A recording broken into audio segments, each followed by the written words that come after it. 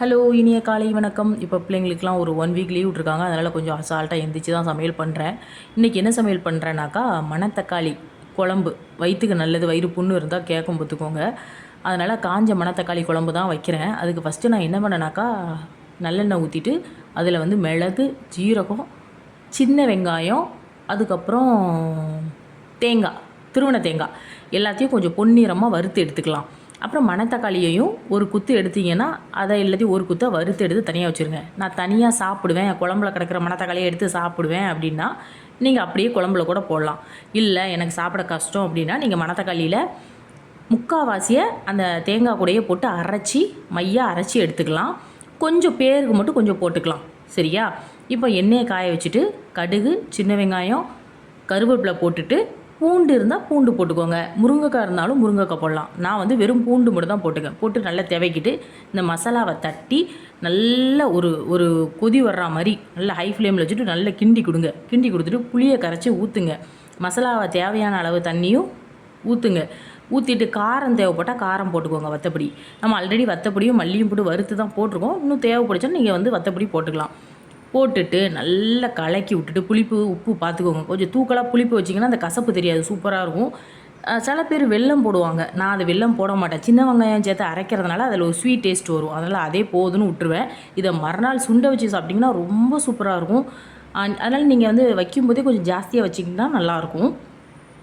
இப்போ வெல்லம் போடுறவங்க வெல்லம் போட்டும் பிள்ளைங்களுக்கு கொடுக்கலாம், சாப்பிடுவாங்க பிள்ளைங்க. அதுக்கப்புறம் வந்து இதை வந்து அப்படியே நல்லா கொதித்து வருது. கொஞ்சம் காயம் போட்டுக்கோங்க. காயம் போடலாம். காயம் போட்டுட்டு நல்லா கொதிக்க விட்டுட்டு அதை சிம்மில் வச்சு விட்டுட்டு ஓரமாக தூக்கி வச்சுருங்க. நம்ம மற்ற வேலைகளை பார்க்கலாம். இப்போ இந்த குழம்புக்கு தொட்டுக்கிறதுக்கு என்ன பண்ணலான்னாக்கா, கூட்டு வைக்கலாம்.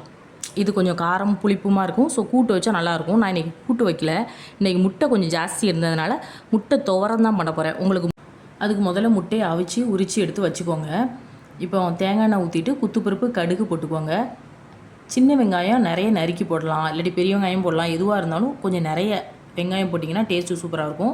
அது கூட கருவேப்பிலை உரி போட்டுக்கலாம். உப்பு போட்டுக்கலாம். அந்த வெங்காயத்தில் உப்பு ஏறணும், உப்பு போட்டுக்கலாம். இது நிறைய துவக்கணும்னு அவசியம் கிடையாது. லைட்டாக ஒரு துவக்கிட்டு கொஞ்சம் அந்த கண்ணாடி பதம் வரும்ல, கண்ணாடி பதம் வர்ற வரைக்கும் வதக்கினா போதும். இப்போ அதுக்கு முன்னாடி நம்ம என்ன பண்ணிடுறோம்னாக்கா, தேங்காய், ஜீரகம், வெள்ளைப்பூண்டு, மஞ்சள் தூள், வத்தல், காஞ்ச வத்தல் போடனா போடலாம். அப்படின்னா வத்தல் பொடி, சரியா, போட்டு அதை பரபரன்னு திரித்து எடுத்துக்கணும். தேங்காய் கொஞ்சம் நிறைய போடுங்க, டேஸ்ட்டு சூப்பராக இருக்கும். திரித்து எடுத்து வச்சுக்கலாம்.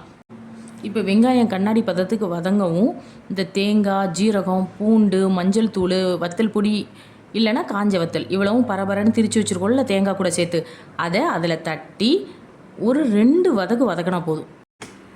மசாலா வடை போனதும் இந்த முட்டையை வந்து 2ஆக கட் பண்ணி அந்த மசாலா மேலேயே அப்படியே ப்ளேஸ் பண்ணிடுங்க.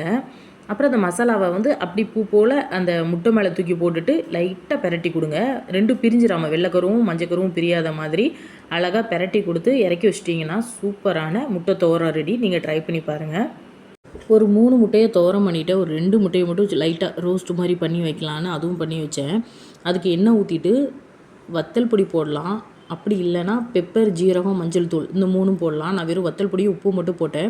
நீங்கள் வந்து எண்ணெய் ஊற்றிட்டு வத்தல் பொடி, பெப்பர் பொடி, ஜீரகப்பொடி, மஞ்சள் பொடி, உப்பும் போட்டுக்கோங்க. கருவேப்பிலையும் போட்டால் சூப்பராக இருக்கும்.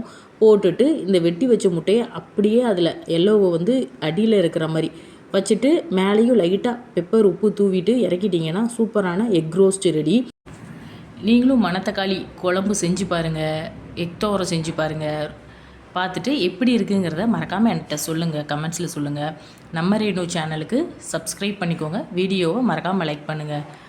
நான் நாளைக்கு இன்னொரு ரெசிபியோடு சந்திக்கிறேன். தேங்க்யூ.